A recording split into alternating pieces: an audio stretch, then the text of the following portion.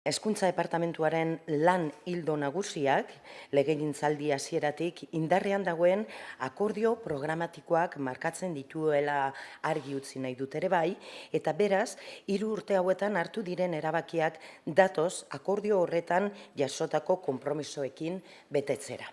Are gehiago, dagoeneko gobernua sustengatzen duten laukoaren akordio programatikoa ia 90% bete du Hezkuntza Departamentuak, eta horrek legegintzaldeko azkeneko urteari begira bestelako perspektiba bat ematen digu, balioko digulako dagoeneko abiarazitako plan estrategikoak finkatzen eta epe ertainera begirako beste hainbat erronka abiarazten.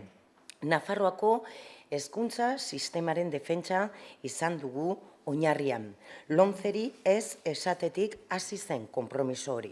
Sistema publikoaren kalitatea bermatzea izan dugu maxima eta horretarako neurri zehatzak hartu izan ditugu. Izan ere, 3 urte hauetan 3 ardatz izan ditugu irizpide nagusi. Berrikuntza, berdintasuna eta barne hartzea edota inklusioa. Eta ezinbestean nola ez beharrezko inbertsioa. 39 konpromesu hartu ziren, eta 35 bete dira dagoeneko, eta gelditzen diren 4 horiek abiatuta daude. Azpimarratu nahi nuke, elkarrizketek eta lortutako akordiok markatu dutela Hezkuntza Departamentuaren jarduna denbora honetan zehar.